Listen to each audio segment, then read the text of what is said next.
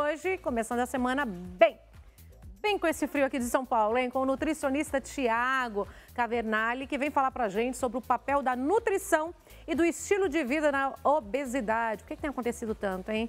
A Célia Siqueira vem, então, hoje falar aqui pra gente no programa, gente, sobre o seu livro Grafologia, o Poder da Escrita. Também vou receber o Irineu, que é publicitário, especialista em luto infantil, tá? Olha só, e ele criou um curta-metragem que ajuda os pais a falarem sobre a perda, o luto e morte com as crianças de uma forma muito especial, tá? Claro que tudo isso tem que ter aquele chá da tarde preparado com muito carinho e hoje pela chefe Francisca. Olha a delícia da mesa. Já vou deixar o telefone liberado para vocês, 2578-6000, liberadaço. Quer fazer perguntas? Aproveite, está ao vivo até às 18 horas e 30 minutos. 93311-5678 é o WhatsApp do programa também, que você pode mandar perguntas. Venham comigo. Olha que mesa gostosa. Tudo bem, Francisca? Tudo bem. Bem-vinda, amada. Escreva as delícias da mesa, né? Delícias da mesa. Bolo de laranja. Torradinhas, patê de frango. A famosa bomba de chocolate. Sim. Doce de vitrine no copinho. Esse é bolo de aveia com uvas passas. Esse docinho é de quê? Doce de vitrine. O que é doce de vitrine? Doce de vitrine é um brigadeiro, um ganache preto e um ganache branco. Ai, que legal. Fica tão fofinho, né? Fica tão lindo, né? Para decorar as mesas também, né? Adoro. Por isso que fala doce de vitrine, porque para decorar eles... Maravilhoso. Maravilhoso. É lindo, lindo, lindo, lindo. Amada, e para descobrir você nas redes sociais, vamos já, por favor, deixando as redes sociais? Vamos, então, no meu Instagram é @delícias com 2A da Fran. Delícias da Fran, tá no Instagram. E o telefone para contratar, fazer pedidos? É 94893-8536. Pega, por favor, o microfone aí, que eu acho que deu um probleminha aí. Qual que é o telefone? O telefone é 94893-8536. E Delícias da Fran? @delícias da Com 2 Fran. A, viu, gente? 2A. Delícias! Delícias da Fran.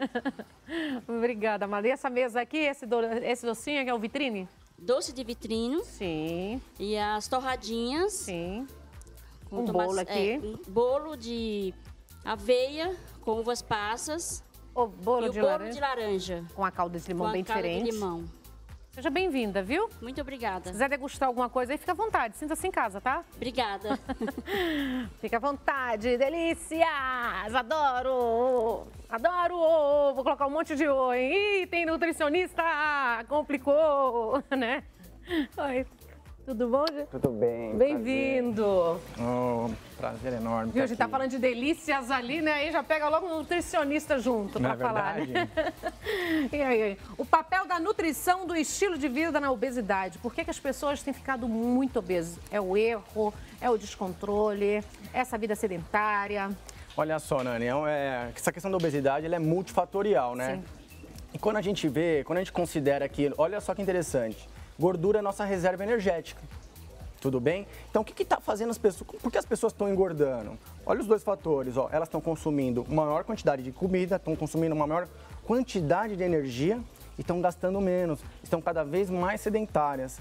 Então, esses dois determinantes, o excesso na alimentação e o sedentarismo aí, são os determinantes imediatos aí dessa epidemia. Os pilares, né? Os pilares. E o que você acha que pode ser mudado? Qual é o papel fundamental, né, gente? É uma pergunta que a gente tem que fazer de praxe, mas é o papel fundamental da alimentação nesse contexto. Então, o papel da alimentação nesse contexto, a gente vê hoje, são alguns fatores que a gente pode elencar aqui.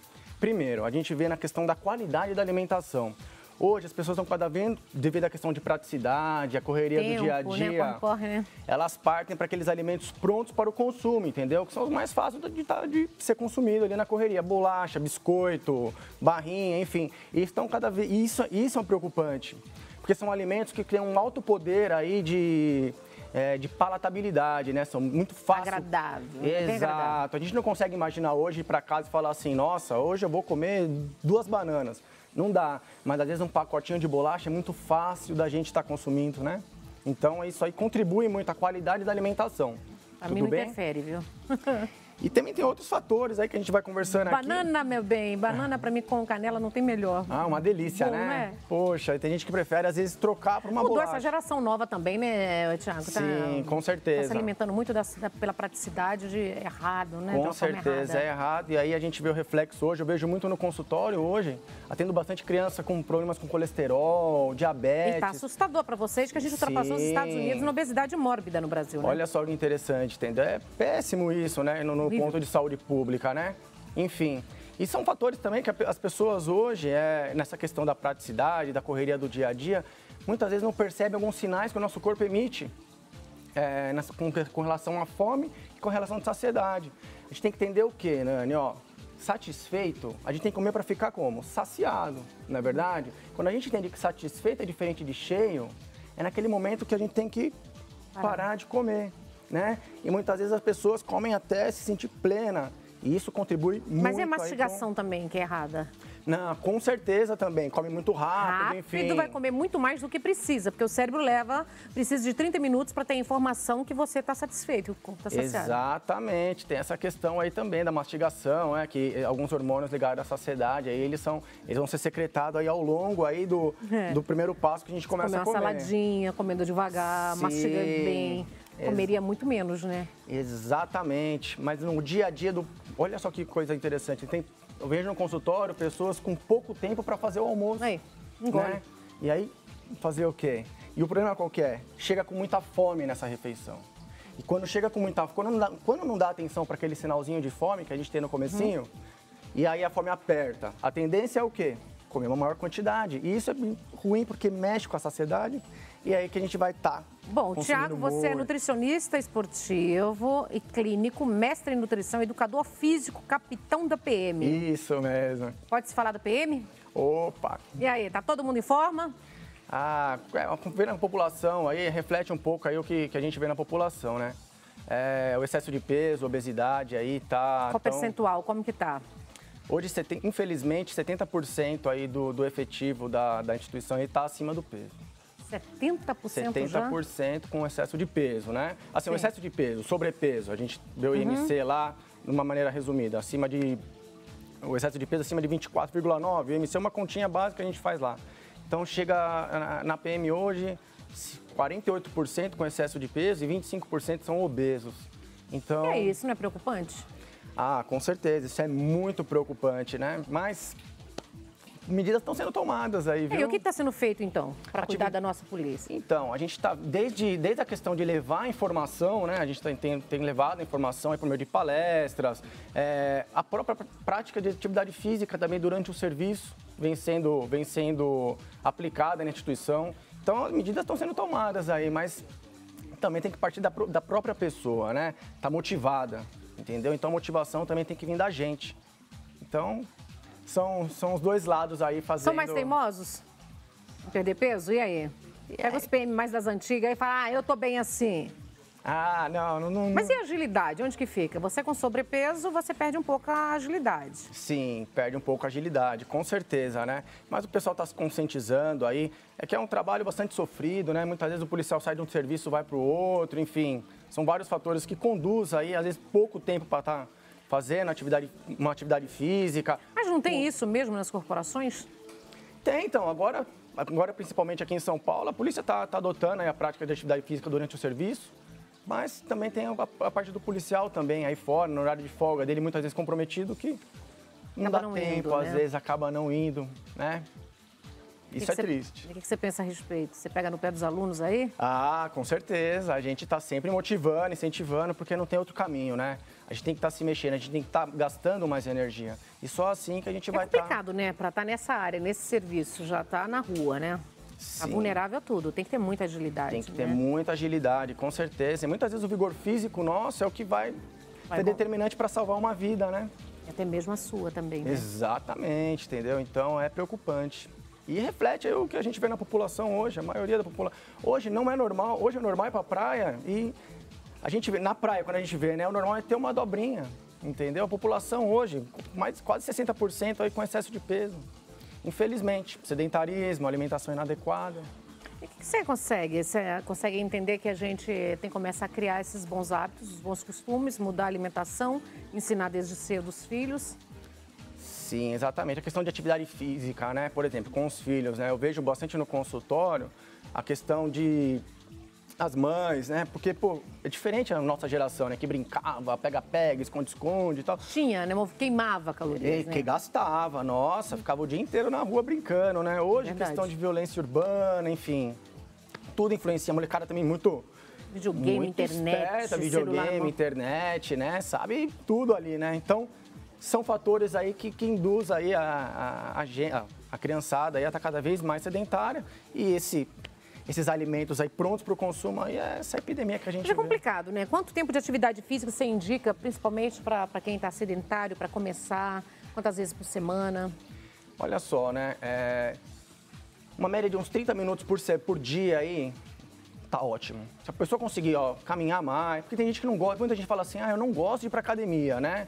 Enfim, mas, poxa, ela pode fazer uma caminhada, fazer uma dança, enfim, arrumar um tempo, andar mais de escada. São vários meios aí que dá pra gente estar... Mas é do ser humano, sabia? Querer sempre estar cada vez mais cômodo, cada vez mais tranquilo. E o carro, né? Carro pra tudo, né? Carro pra tudo. E a gente vê até hoje na periferia a lotação passar na frente da porta da casa do trabalhador, às vezes, entendeu? Então... Ninguém desce 3, 4 quadras antes. Seria maravilhoso, né? Mas, infelizmente, não. O pessoal quer... chegar na... E as pessoas quando estão te procurando lá, o que você acha que é o horário do almoço apertado, é o trabalho, é esse corre-corre? Já está procurando, já está com sobrepeso já, quando já está com sobrepeso? O pessoal já vem, na maioria das vezes, com grande parte, 90% quase dos pacientes que procuram, eles estão acima do peso, né? Trabalham bastante, né? Pouco horário, um horário difícil para fazer sua refeição e muitas vezes no trabalho mal consegue comer, né? Então, por exemplo... Come errado também, né? Come, porque às vezes à tarde ela nem percebe, nem sente aquele sinalzinho de fome. Aí vai chegar em casa, não comer o dia inteiro, com aquela fome absurda. A tendência nessa hora é comer uma maior quantidade. Essa é verdade? Depois das 18 horas não ingerir calorias? Como que a gente pode colaborar? Ajudar um pouquinho ou não? Ou, por exemplo, de manhã também, esse negócio de farinha branca e inserir de manhã também já ganha um peso também? Não, olha só, tem muito terrorismo com a questão da nutrição, né? A gente vê, olha só que interessante, há uns 30 anos atrás, não tinha arroz integral, pão integral, os alimentos ainda eram preparados na banha de porco.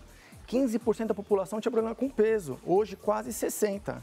Então, comida não faz mal, não é comida que faz mal. Primeiro a gente vê tudo isso é o sedentarismo. E esse monte de produto aí. Então tem muito essa questão, não come à noite, enfim. Mas olha que interessante, as pessoas hoje não jantam, fazem jejum e olha aí os resultados aí da prevalência de excesso de peso. Tem que comer de 3 em 3 horas? Ou é só quem treina? Olha só que interessante, comer de 3 em 3 horas. Não tem nada, não tem nenhum embasamento científico, que respalda o comer de 3 em 3 horas.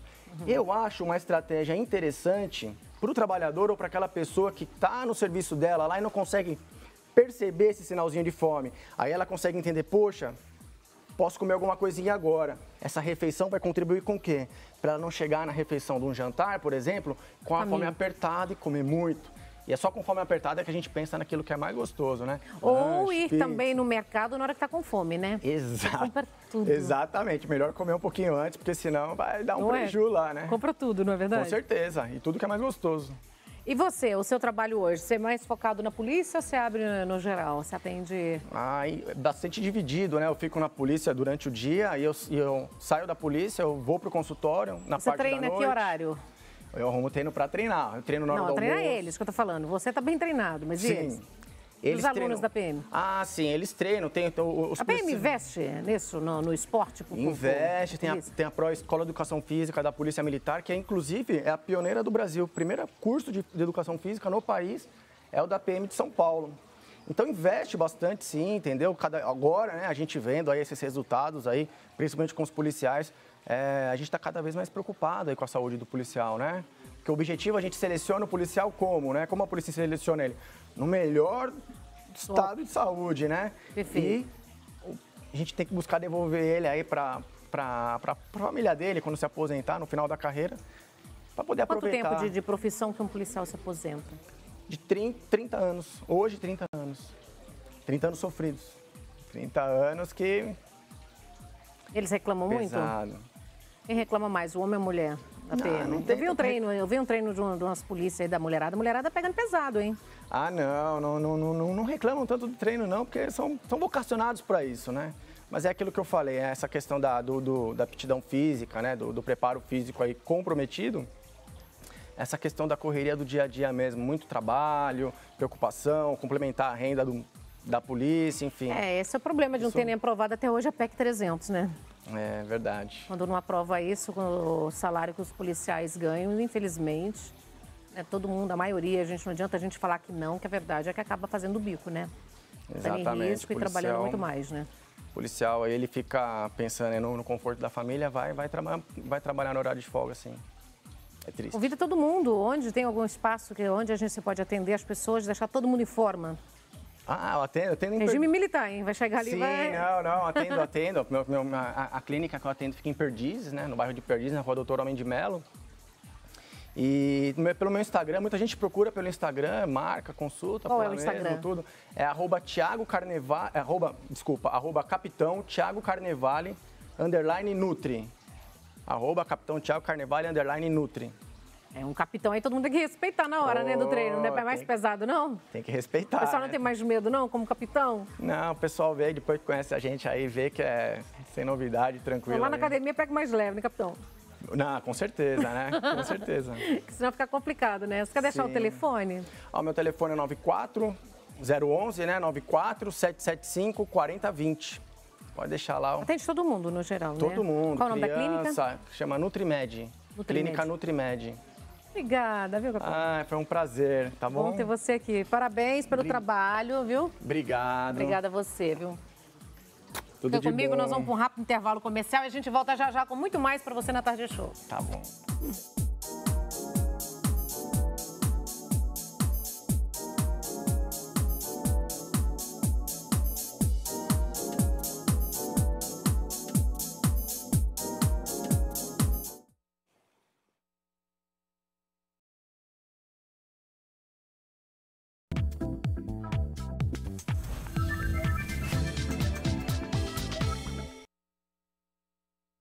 Perguntas que precisam de respostas. Como contar para uma criança que um ente querido morreu? A criança deve participar dos rituais de funeral? A criança entende que a morte é irreversível?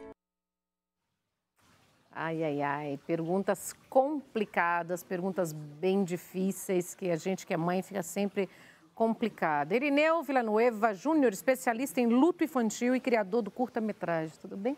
Tudo bem. Bem-vindo, viu? Obrigado pelo espaço. Bom ter você aqui. E aí, aquelas perguntas ali ficam na cabeça de todos nós, pais, né? Como falar? Qual é o certo? Então, essa é uma experiência que, assim, nós não fomos educados para a morte, né? Existe uma coisa que todo mundo fala assim, a morte é certa, né?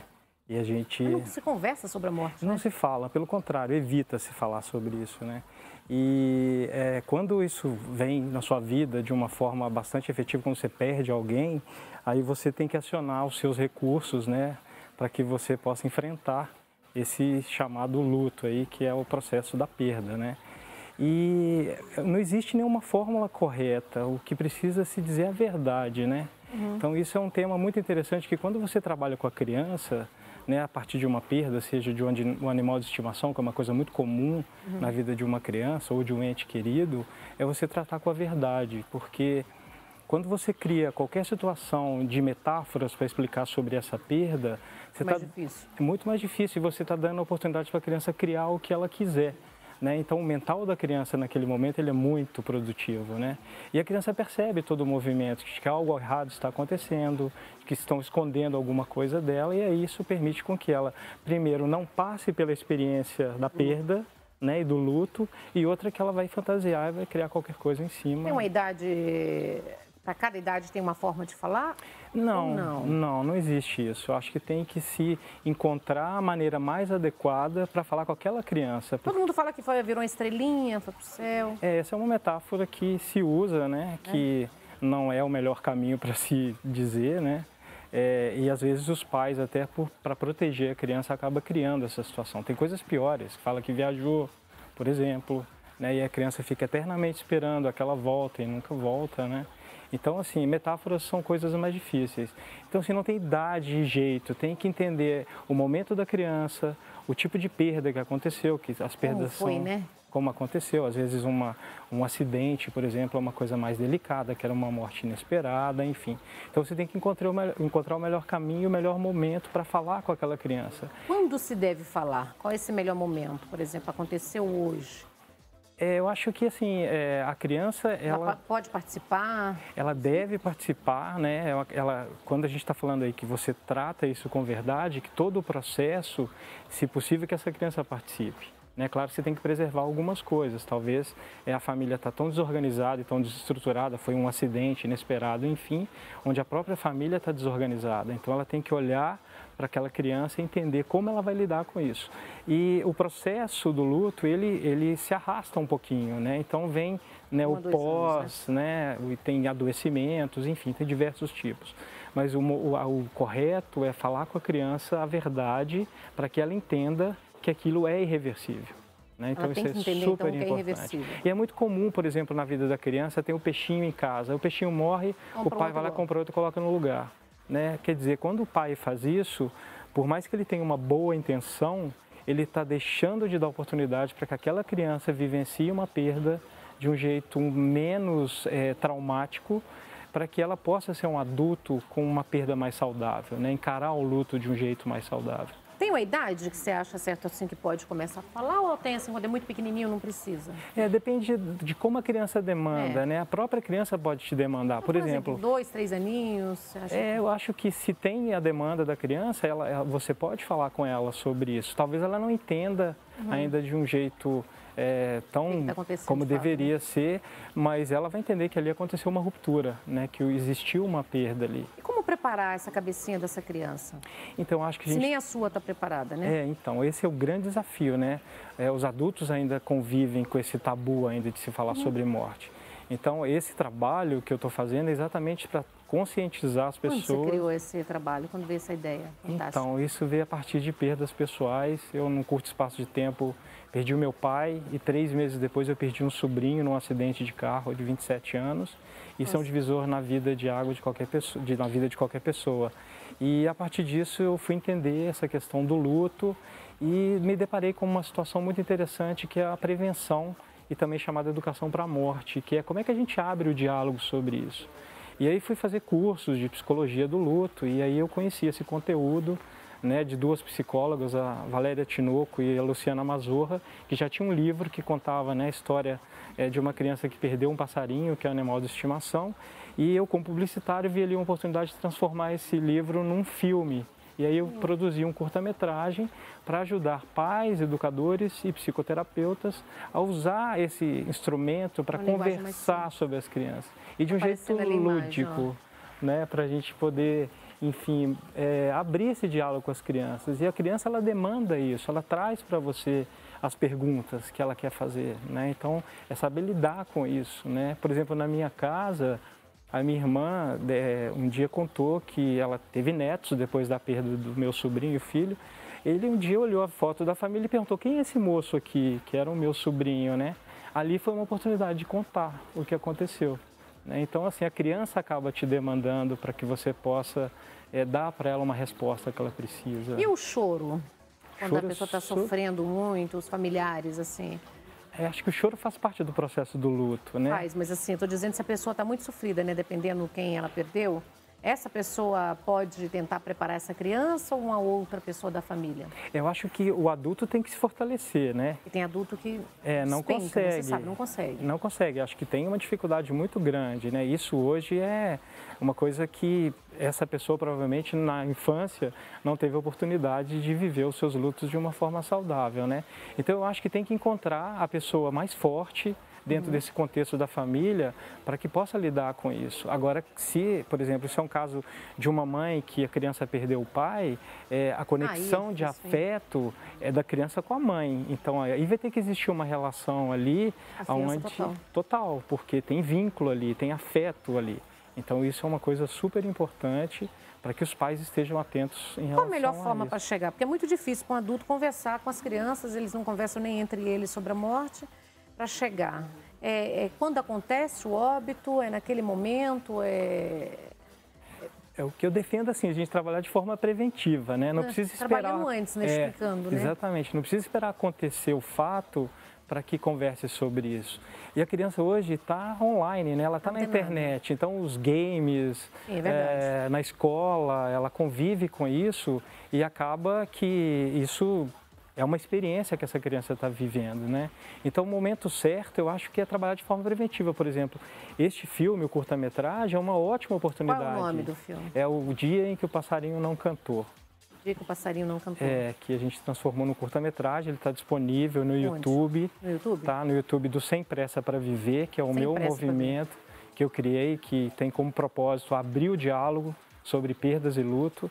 E a primeira ação que a gente fez foi o lançamento desse curta-metragem, né? Então, no YouTube do Sem Pressa para Viver, qualquer pessoa pode acessar e ver esse filme. E quem sabe, né, sentar com as crianças, assistir e depois discutir sobre isso. Porque, assim, o que é errado, né? Que a gente fica perguntando, né? É certo, é errado? A gente entende que tenta poupar, né? Sim. As pessoas tentam poupar as crianças, mas esse poupar é mais difícil, porque vem um amanhã, depois, uma semana...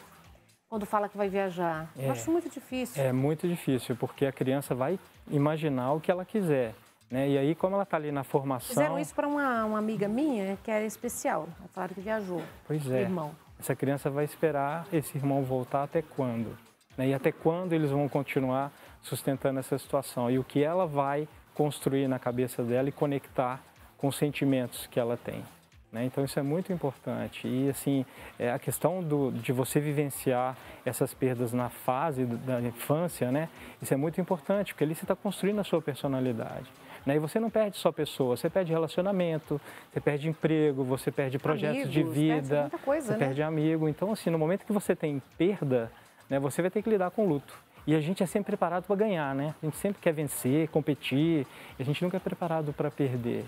E a gente, quando depara com uma situação dessa, talvez você aí consegue concretizar o que a maioria das pessoas dizem, a morte é certa. Né? Mas eu acho que as pessoas falam isso, mas não assimilam. Não aceitando, né? Não é uma coisa muito... porque assim, quando acontece, isso é fato, né? E assim, a longevidade, nós estamos vivendo mais, a medicina evoluiu muito. Mas isso não garantiu que ninguém vai morrer, todos nós vamos morrer um dia. Certeiro. Né? Então isso assim, quando a gente lida com isso com uma... convicção, verdade, com convicção, você muda a sua vida. Porque o que te separa entre o seu nascimento e a morte? É a sua vida, né? E a sua vida é o seu tempo. E é o que você faz com esse seu tempo. Isso é o mais importante. Então, quando você olha para as crianças, é tentar pegar desses pequenos fatos, por exemplo, a perda de um animal ou de uma ideia, enfim, e começar a trabalhar ali nessa criança para que ela entenda que existem algumas coisas que são finitas, né? E que a gente vai ter que lidar com isso. E quando acontece, né, o óbito, você é favorável, claro, que leve a criança no velório, que ela participe de todos os atos que tem, do cemitério? Sim, é claro que todo caso tem que ser, né, observado e tratado com a devida particularidade. Na maioria dos casos, sim, né, acho que a criança deve... Tem criança que pede, né? Que pede, exatamente. Às vezes ela é poupada, deixa na casa do amigo, a criança vai se sentir abandonada naquele momento, porque ela está percebendo que alguma coisa está acontecendo. E por que ela não pode participar daquilo? Eu acho mais difícil, né? E principalmente hoje tem um movimento muito grande dos hospitais, por exemplo, que tem...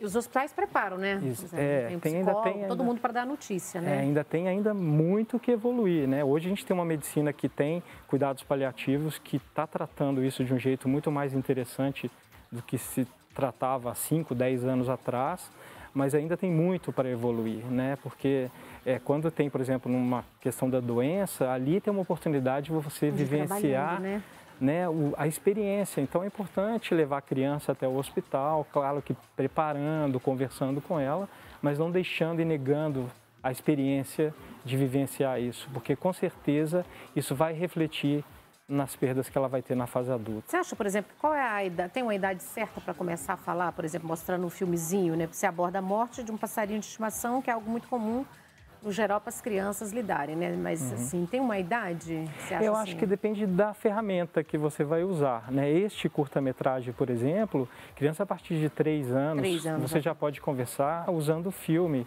Porque com o filme fica muito mais fácil, né? Sem dúvida. Ele é um instrumento mesmo, né? E ele é muito interessante que, apesar do foco ser na criança, ele está trabalhando o pai, o educador e o psicoterapeuta, que às vezes também o psicoterapeuta, por exemplo, que recebe uma criança enlutada, ele tem muita dificuldade de acessar o sentimento daquela criança. Então o filme traz uma identidade dessa criança, ela se identifica com aquele personagem e ali ela consegue conectar com as suas emoções e falar sobre isso, né? E me conta um pouquinho sobre como você planejou, como você focou nas crianças. Você achou que é o fundamental, é exatamente isso? A gente não está preparado desde cedo? Eu estou trabalhando exatamente na prevenção. Né? Como é que a gente pode... Dentro do luto, existe uma coisa chamada luto complicado, que é aquele luto que se arrasta muito tempo. As pessoas ficam discutindo, existe fase, quanto tempo dura o luto, enfim, isso é de cada um viveu o seu luto. De 1 a 2 anos que fala. E não existe uma regra para isso, né? O que existe dentro da psicologia nova, você no luto passa por uma fase ou de focar na perda ou na reparação. O normal é você oscilar entre essas duas coisas, não ficar só focado na perda e nem na reparação. Então, o luto normal é quando você transita entre essas duas coisas. Se você estacionar em alguma dessas aqui, que tem gente também, eu tenho que ser forte, homem, por exemplo, né? Eu tenho que ser forte, eu tenho que dar conta, eu vou ter que suportar isso. Não, tem que chorar, tem que ir lá nas perdas. Tem que viver o luto, tem que viver. Porque é a única forma que você tem. E tem gente que segura, parece que segura na hora, quer ficar forte ali, mas depois parece que desmonta muito mais. Eu acho que tem assim, pior, né? O pós-ritual, os rituais que acontecem são os momentos mais difíceis. É mais difícil. Né? Porque aí você tem a realidade lá, depois ali. Na hora que vai embora do cemitério ali, quando baixa aquele caixão ali, para mim é o momento mais difícil. É muito difícil, né? É um momento em que você realmente vai lidar com a perda efetivamente. É a sensação, né? A gente tem que trabalhar muito com... A gente gosta, né, dessa coisa da presença física, né, o olhar, o sentir, é isso que faz a falta. Eu acho que é isso no luto que é o complicado quando você volta para casa. E eu acho que o grande trabalho dos psicoterapeutas é conseguir reativar que a conexão é de amor. Então, se a pessoa ela pode fisicamente não estar ali, mas ela está dentro de nós e vai viver eternamente. Então, os momentos que você viveu com aquela pessoa. Então, enfim, isso é muito importante, né? A gente hoje está, além do curta-metragem, a gente está fazendo um movimento super bacana que se chama 101 Perguntas sobre perdas e luto da criança. Então, a gente está fazendo um movimento colaborativo que qualquer... Quantas? 101? 101 perguntas. A gente fez uma brincadeira em cima disso, né, com os livros que existem sobre perguntas. Então, qualquer pessoa hoje pode mandar uma pergunta e nós vamos buscar essa resposta com especialistas, enfim. Isso vai se transformar num conteúdo para que qualquer pessoa possa acessar. Quais as perguntas que você mais recebeu?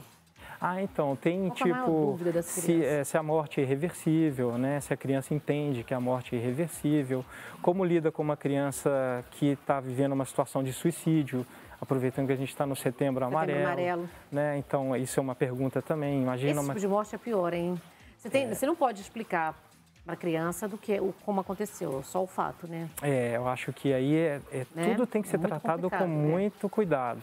Né, e sempre entendendo que existe a psicoterapia que pode auxiliar, né, e facilitar pelo menos o entendimento e o diálogo sobre isso. Né? Então, assim, trabalhar isso de forma preventiva é o caminho que eu estou descobrindo que assim, a criança precisa, né, e é urgente que se faça isso. Né, que pais, educadores na escola, por exemplo. É pior, né? Que são mortes traumáticas, né? Que aí vem junto com o luto o trauma também, né? Daquela perda súbita, né? Só que, infelizmente, assim, em 10 pessoas que morrem, uma vai morrer de morte súbita, as outras 9 provavelmente vão passar por processo de adoecimento, de morte lenta. Mas que hoje, né, se fala-se muito na onda da boa morte, né? Como você planeja esse seu, né, desligamento e a sua partida. Para que você olhe trabalhar mais o espiritual, né? Conviver, conversar mais mesmo, né? Trabalhar que o amor continua sempre, né? E você saber desse tempo que você tem aqui, né? O que você faz com esse tempo? Eu converso muito sobre isso, porque as pessoas não conversam, isso é lamentável. Que bom, eu acho super bacana, porque inclusive assim, com esse trabalho de divulgação, obrigado pelo espaço que vocês estão dando aqui para falar sobre isso, mas a mídia também não porque ninguém fala, ninguém quer saber que vai morrer, mas vai. Aí, a única certeza da vida é nasci e vou morrer. Você não vai ser bonito, vai ser rico, vai ser bem amado, nada. Mas você nasceu, você já sabe, vou morrer. Então, exatamente. O povo tem que falar mais sobre isso. E olhar assim, de trás para frente. Já que eu vou morrer, como é que eu vivo melhor? Como é que eu aproveito melhor o meu tempo? Como é que eu olho para pequenos gestos? Muito longo prazo. Exatamente. E você não sabe, né? Não você sabe que vai, mas você não sabe o dia. O futuro não existe. Não. Olha, eu amei você aqui, viu? Que eu também Convida mais uma vez muito. para as redes sociais, onde a gente encontra o curta-metragem. Então, a gente está no Instagram, no @sempressapraviver. Tem o site www.sempressapraviver.com.br. Eu estou no Facebook também, né? Sempre Sem Pressa para Viver. Todos os meus canais, as redes sociais, está lá. Obrigada, viu? Eu que agradeço pelo espaço. Obrigada. Fica comigo, nós vamos para o intervalo comercial e a gente volta já já com muito mais para você na Tarde Show.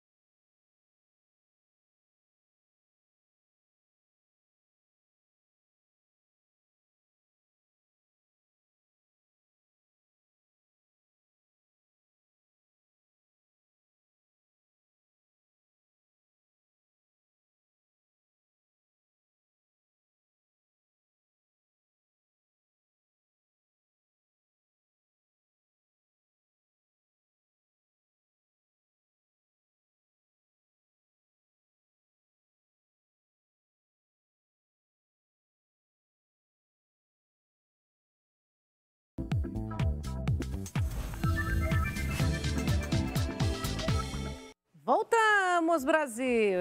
Momento bom, hein? Ó, lançamento do livro Grafologia, o poder da escrita. Tá aqui, ó. Mostra aqui, Cauê. Tá direitinho para vocês aqui, ó. Aí, Grafologia. Olha!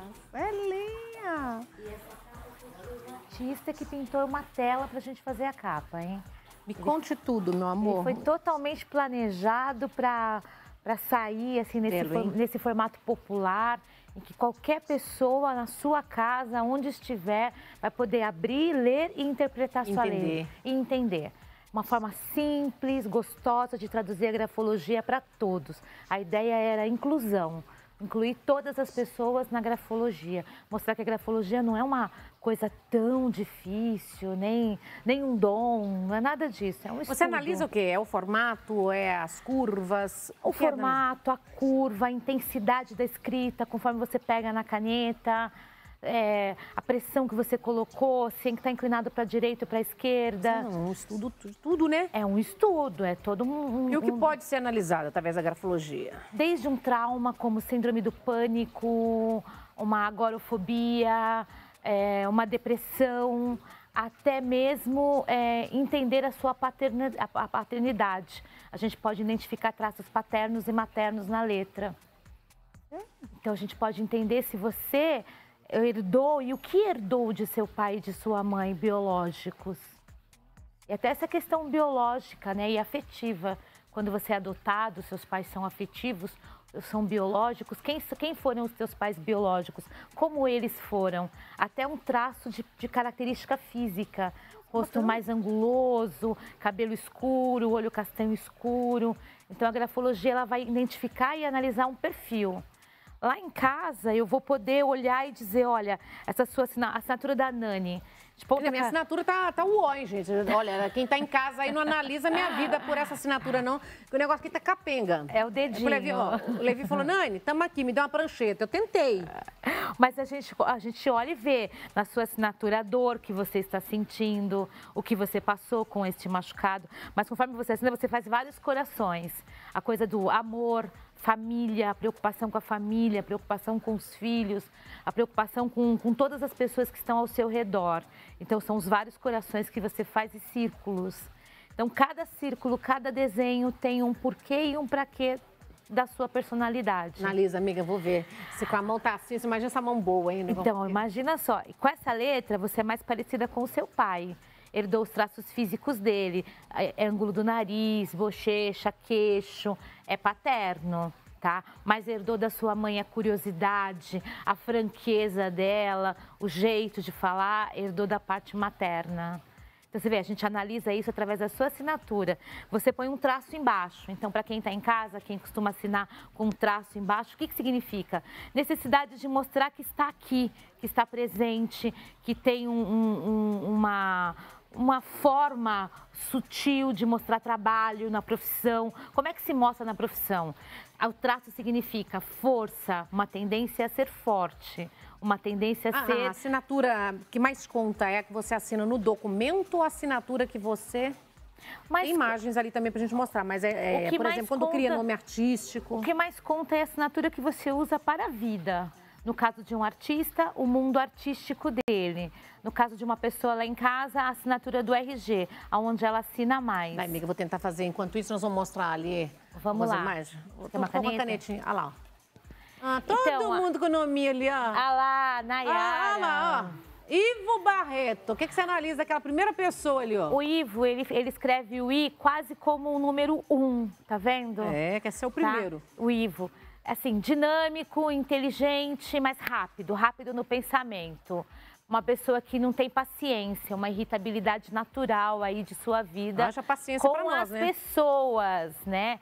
Nesse momento que escreveu a assinatura, um momento de ansiedade, um momento de nervoso, com pensamento em muitas coisas ao mesmo tempo. O Ivo começa muita coisa, às vezes não termina, porque é muito rápido em tudo que faz. A Nayara não, a Nayara é mais sutil, a Nayara é mais... ela tem uma afetividade maior, ela passa essa afetividade. No Teixeira, ela não fecha o ar, então ela não gosta que as pessoas a critiquem, ela não recebe muito bem críticas. O ouvido dela não é bem legal nesse sentido. E aí no final, lá no Taborda, no final ela faz um A como se fosse um O, tá vendo? Uhum. Outra característica de impaciência e de irritabilidade. A Nayara é mais parecida com o pai dela também, uma coincidência aí, mas mais parecida com o pai dela. Tem mais assinatura que eu quero descobrir a vida de um por um aí, tem mais? Vamos lá, vamos descobrir a vida de todo mundo. Cadê?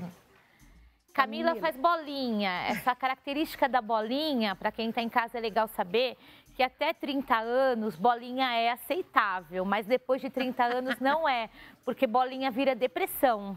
Ah, é? Então, pós 30 anos, bolinha é depressão, tá?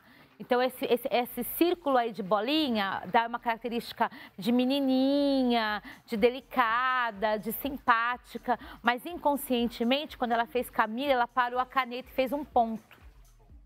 Aí ela pega uma pressão no A de Aparecida. Esse A de Aparecida mostra que a Camila é uma pessoa intensa em tudo que faz, mas tem dificuldade de mostrar, de aparecer no que ela está fazendo. Nossa jornalista. Né? Ela tem essa dificuldade. Janaína pagando de gatinha pela bolinha no I também. Bolinha no I. Mas você vê que é diferente a bolinha do Janaína da Camila? A Camila faz uma bolinha mais aberta, a Janaína faz uma bolinha mais fechada, como se fosse um circunflexo. Só que de lado. A Janaína é divertida, é engraçada, não perde a piada, não perde bom humor. Janaína também tem uma coisa que ela tem características de pessoas mais agitadas. Pode ser que tenha um sono instável e não durma direito. Falta de sono na letra aparece. Então, no Dutra aparece bem. Esse corte no T para baixo mostra sacrifício em tudo que faz. E o A de perninha que ela faz no Dutra é a menininha, é a jovialidade que ela tem também com a vida dela. Mas a Janaína é mais parecida com o pai dela, mas ela tem muitos traços maternos na letra. Ah, vamos ver. Mandaram mais aí que eu tô vendo aqui no telefone. Pra gente ver. Ana Paula Batista. Batista também com bolinha. Olha quanta bolinha. E o Ana... Tá tudo gatinha aqui na televisão. O Ana com a perninha pra cima, o Paula com a perninha pra cima, o Batista e o Pérez. O que isso significa? Quando você faz a perninha pra cima, é um pouco de timidez, tá? É uma dificuldade, às vezes, de lidar com as pessoas. Geralmente nos relacionamentos. Então, ela pode ser muito ativa, muito despachada na parte profissional, mas na parte emocional, mais tímida, mais fechada. A Roseli é um barato, ela faz Rô, tá vendo? R separado de O. Então, ela é mais Rô do que Roseli. Você vê que ela já escreve dessa maneira. Gomes Soares do Campo. No Soares, o A sem fechar.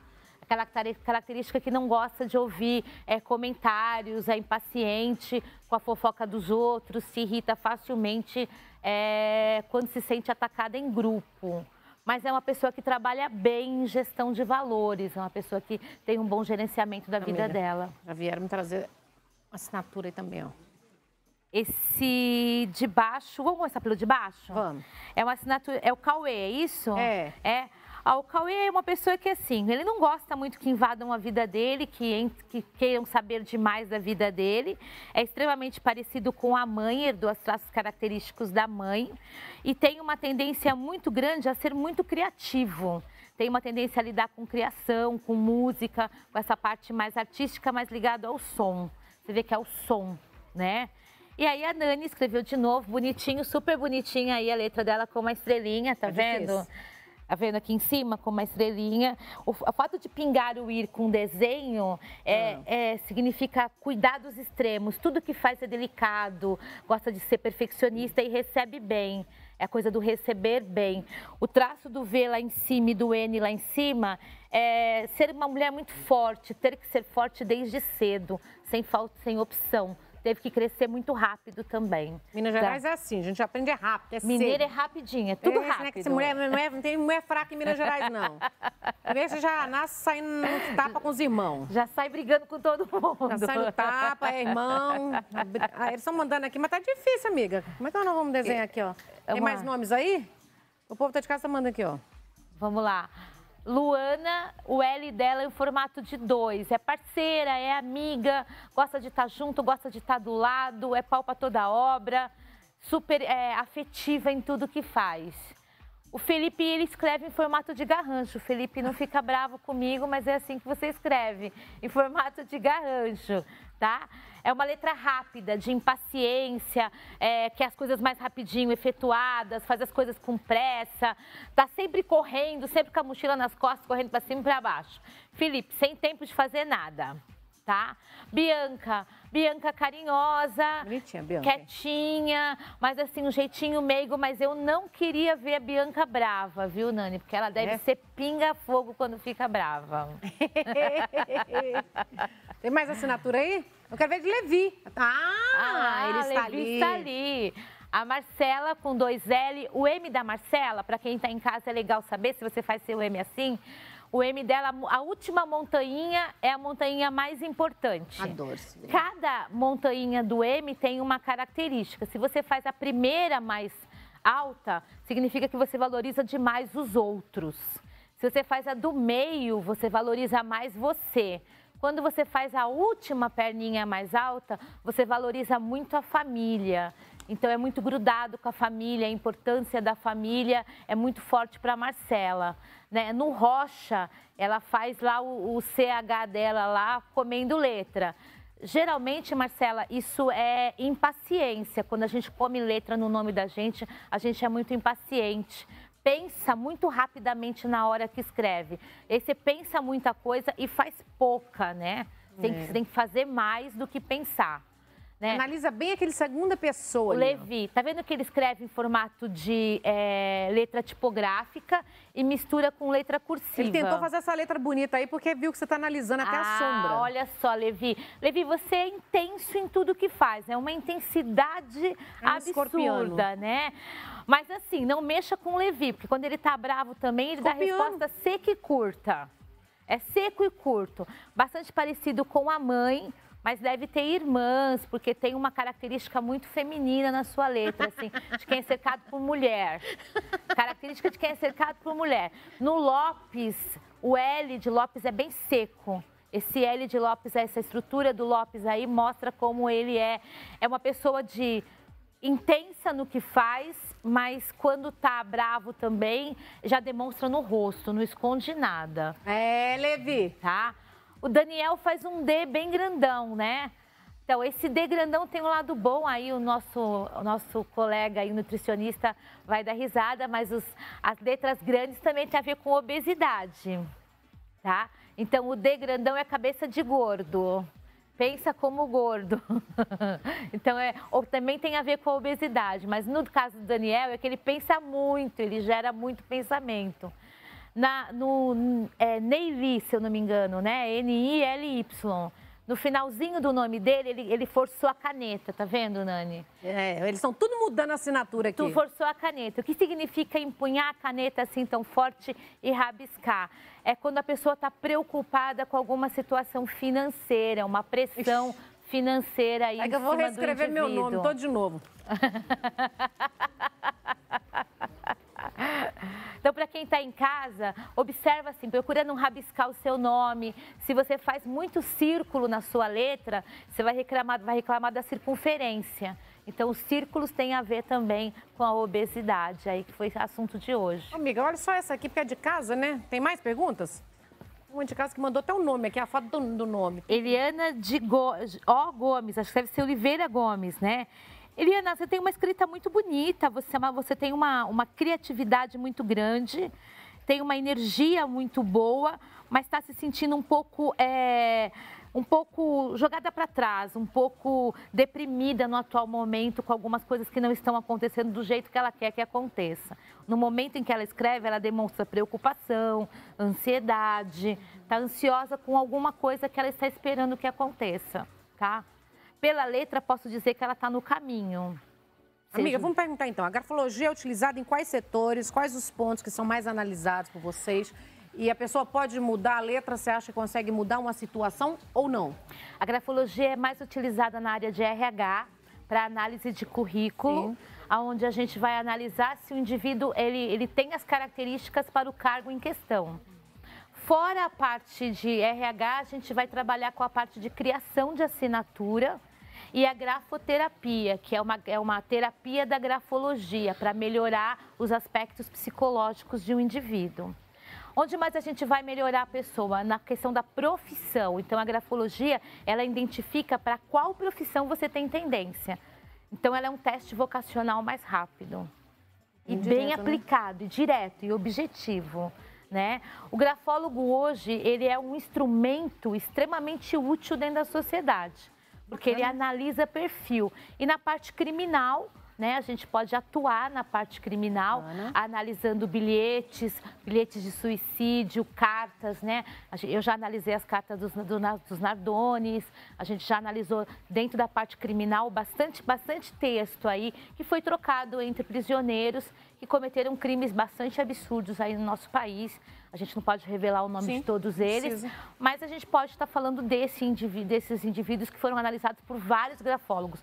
Eu não sou a única grafóloga, outros grafólogos também já analisaram. Essas cartas já estão disponíveis na internet. Então, até isso você consegue analisar, se a pessoa tem uma tendência, você tem a tendência ao crime, a agressividade, se é o criminoso que geriu aquela ideia, né, que criou, o mentor da ideia, você identifica pela letra. Nossa, amiga, adorei isso. É muito legal. Deveria trabalhar com a polícia já, prevenção, né? Prevenção é tudo.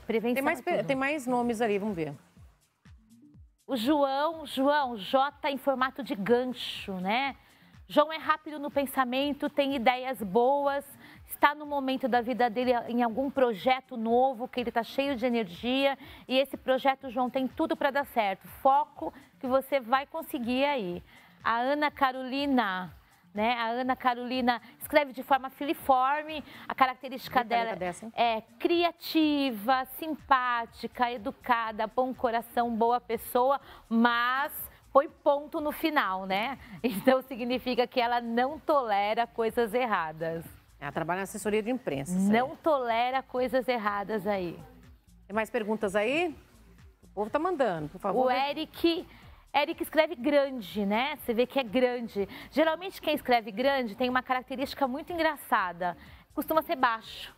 Nem todo mundo que escreve grande é alto. Quem escreve grande tem estatura baixa e quem escreve pequeno tem estatura alta. Olha. Então o Eric escreve grande porque ele precisa mostrar que ele está ali, é uma necessidade dele.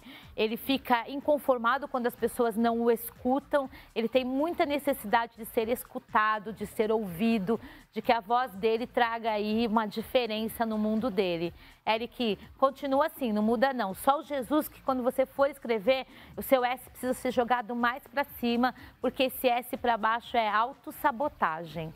Então se sabota naturalmente. Olha, eu nunca vi a Diana escrever o nome dela desse jeito. Ó, um capricho. E escreveu tremidinho, né? Que ela faz uma pontinha no D, um bico no D, um bico no A e no outro A de Santos também um bico. Diane, o Santos cortado com T desta maneira traz para você muito sacrifício. Como você vem de uma família super trabalhadora, mas super humilde, se você quiser sair dessa energia, você precisa cortar o T lá em cima.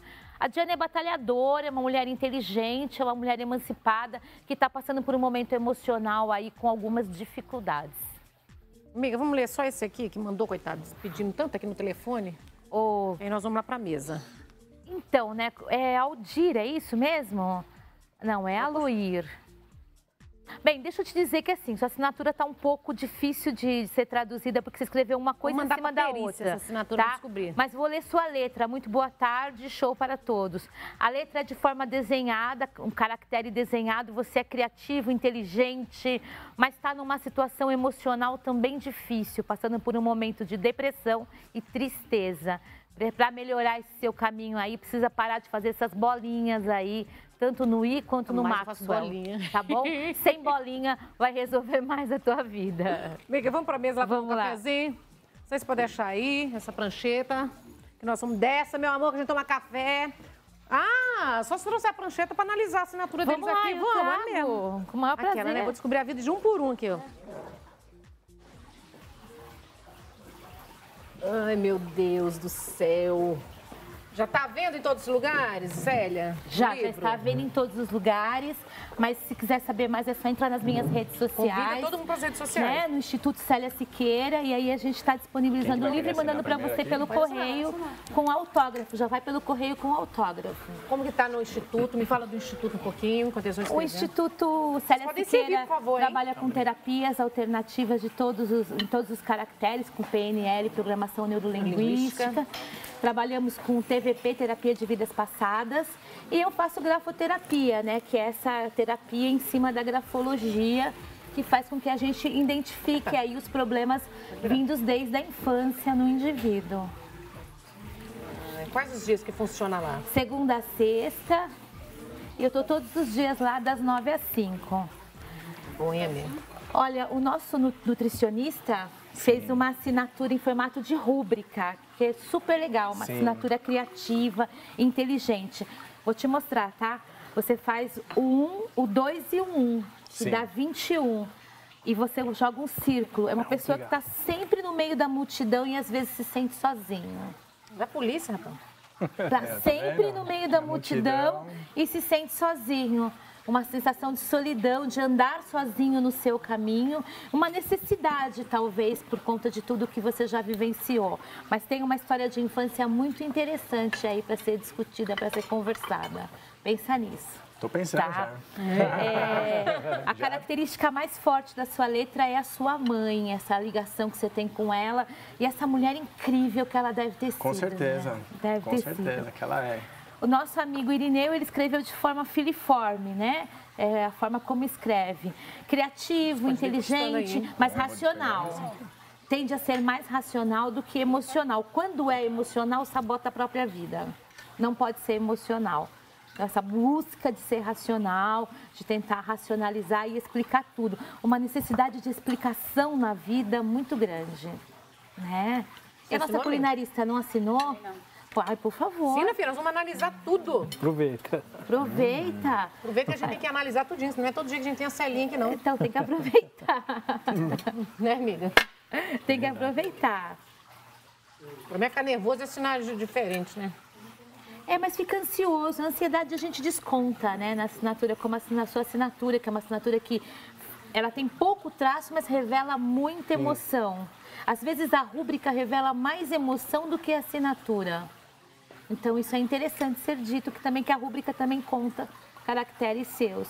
Vamos lá. Bom, o seu livro é tanto para acadêmico como para pessoas comuns, né, amiga? A ideia do acadêmico é porque aqui no Brasil, Nani, grafologia é tratado como um assunto muito cheio de normas, por ser uma ciência pouco falada.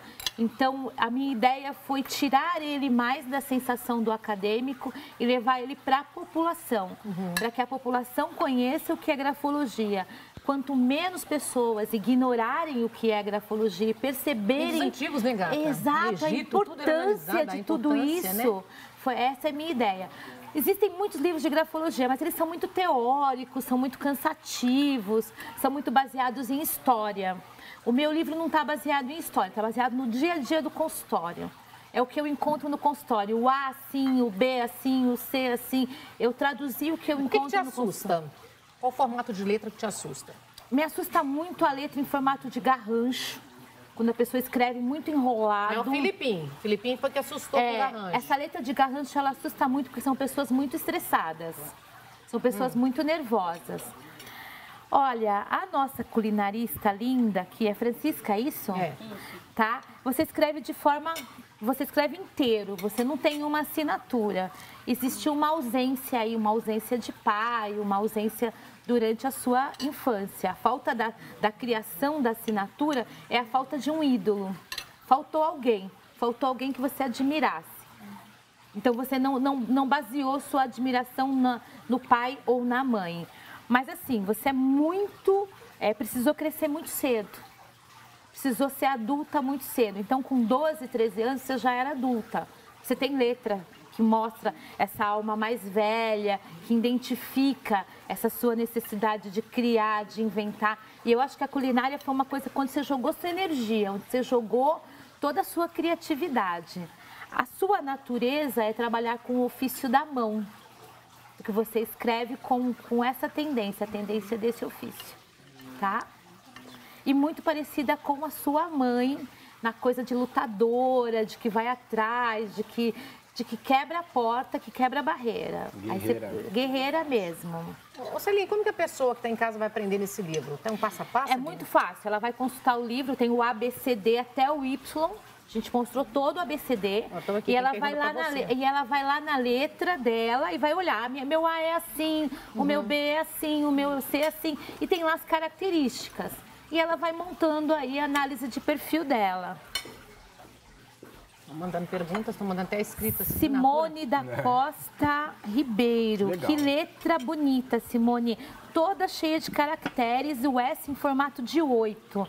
Você é uma batalhadora, minha amiga, mas você está no momento de mudança. Então, a letra dela fala que ela está saindo de um ciclo e entrando em outro. Você pode servir à vontade, viu? Essa mesa é para vocês também. Saindo de um ciclo e entrando em outro. Olha que bonito isso. A Simone está saindo de uma fase difícil e entrando numa fase positiva. Ribeiro, ela não fecha o O, mostrando que ela está saindo de um momento para entrar em outro. Provavelmente mudança de casa, mudança de trabalho. Tudo isso aparece na letra. Eu amei essa capa sua, viu? Essa capa é linda. Eu amei. Esse artista pintou um quadro para mim de presente e esse quadro virou a capa do livro. O artista pintou para lembrar a gente daí dos egípcios, né? Por isso que eu falei. De como a escrita nasceu, né? O quanto é importante você analisar a sua escrita e o quanto isso pode melhorar a sua vida. A grafologia é reconhecida pelo CFP, Conselho de Psicologia? A grafologia é reconhecida pelo CFP, mas não mais é matéria de faculdade. Já foi matéria, até estava contando aqui para o nosso amigo Irineu, que eu já dei aula, né, em algumas faculdades, já foi matéria, mas não é eletiva. Então, assim, não é matéria mais credenciada, o MEC descredenciou. Hoje, o Instituto de Grafologia em São Paulo, que é gigante, que é maravilhoso, que é o órgão regulador da ciência aqui em São Paulo. Mas a grafologia é reconhecida em todo o mundo e lá fora, tanto nos Estados Unidos quanto na Alemanha, é matéria de faculdade, profissão reconhecida. Cheirinho, o José tá desesperado atrás de você aqui, ó, mandando o nome dele aí. Ô, José! Ele tá mandando desesperado aí, mandou não sei quantas vezes perguntando. José Rafael Vieira da Silva. O José Rafael, ele escreve José Rafael emendado, né? José, você está numa fase da sua vida que melhorar na profissão é o mais importante. A gente percebe que você está frustrado com a profissão nesse momento. Então, segue a minha dica aí de desemendar a palavra José de Rafael, tá? E tirar o Vieira e assinar só o Silva. Isso vai ajudar mais o José na profissão dele. Ele está numa fase da vida dele de frustração profissional. Às vezes quando você vai mudando, você vai assinando Você vai mudando, você vai tirando um nome, encaixando o outro. O S de Silva, esse S tipo escolar, ele não é positivo. Ele é um S que a gente aprende lá na escola. Mas ele que é o S de sapinho. Mas ele não é positivo na grafologia, ele é negativo. Tá? Ele faz uma criança crescer frustrada. Olha isso. O S perfeito é o S de sapinho e bolinha aí nos pinguinhos já foi. Corte no T também é coisa do passado, leva a depressão. Círculo na letra deixa você gordinho. Então, assim, são características... Letra magra. Letra magra é letra que não é enrolada. Quando você não enrola a nem letra... garrancho, tudo isso entendi. Tudo isso é ruim, garrancho é ruim. Vamos convidar lá para todo mundo lá no Instituto? O Instituto não é só grafologia, não. Não, o Instituto faz muita coisa. A gente tem uma obra de caridade linda que eu já contei para você, sim, né? Conta agora para quem tem em casa. Vou contar para vocês que estão em casa. A gente tem uma obra de caridade chamada Luz dos Caminheiros, que atende gratuitamente e lá a gente faz tanto psicografias quanto auxílio médico dentro da área espiritualista. Então, a gente recebe aí mais de 100 pessoas por sábado e atende essas 100 pessoas de forma gratuita. Onde fica? Convido todo mundo. Fica na Rua Xavier Gouveia, 361, no Campo Belo, aqui em São Paulo, a 5 minutos do aeroporto de Congonhas. Pertinho daqui. Vou lá te visitar, vai me visitar, né? Pois é, tem que ir lá me visitar e visitar aquele povo maravilhoso do Luz, que só traz luz para a vida da gente, né? Na Insta e as redes sociais, então. Então, ó, o Instituto @Célia Siqueira, Instituto Oficial Célia Siqueira, você vai encontrar todos os nossos serviços e eu vou dar um curso aí nas próximas semanas, se você estiver interessado em aprender mais. Eu vou dar um curso de grafologia, vou dar curso de quirologia, que é a leitura de mãos, que eu também faço. E vou estar dando curso também de tarô aí pro pessoal, porque eu faço sempre live toda semana de tarô. Vou dar curso de tarô pro pessoal também. Telefone? Qual o telefone? 2538-7922, 2538-7922. E aí mais vezes, né, Celinha? Quero vir sempre que você que é ocupada. Eu que sou ocupada, sou muito ocupada, é verdade, gente. É muito difícil. Eu trabalho muito, graças a Deus, e trabalho sempre tentando ajudar, seja você quem for, se eu não li sua letra, manda nas redes sociais, eu analiso o máximo que eu posso. Sempre que eu posso apoiar as pessoas que estão longe, em outros estados, em outros países, eu sempre apoio da melhor forma possível. Meu bem. Coisa de mulher. Francisca, convida todo mundo também para seguir as redes sociais e o telefone para contratar, para fazer uma festa, os doces, o bolo. Verdade. Quem quiser me ver nas redes sociais, eu contratar meu trabalho, é arroba... Dá branco não, hein? Dá branco não. Arroba Delícias da Fran, com 2A. Fran. E é isso aí, Fran. É delícia. Não, é o delícia, que é com 2A. Tô vendo lá. Isso, que é com 2A. Delícias da Fran. Underline Fran. Fran, você tá dando errado no seu Instagram, peraí. Arroba Delícias, com 2As, tá? Underline Fran. Telefone 94-9983-8556. Isso, 36. Não, isso é da minha filha. Tem 2. Tem 2. Esse é da minha filha. É da sua filha, mas É fala com a filha, né? Pode dar meu telefone? Pode. Meu telefone é 4893-8536. Viu? Tô enxergando bem ainda, o negócio tá bom. Delícia! Foi só o dedo. O olho foi lá, só o dedo que tá ruim.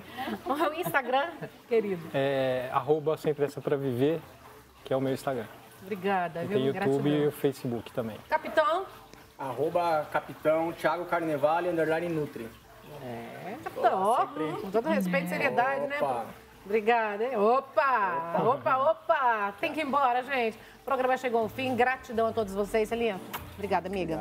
Obrigada, capitão. Obrigada, viu, gente? Tô indo embora. O programa chegou ao fim. Uma semana abençoada pra todos vocês. Beijo no coração e, ó, 3 vezes pra vocês o que vocês desejam pra gente, tá? Muita paz e muita luz pra todo mundo. Tchau.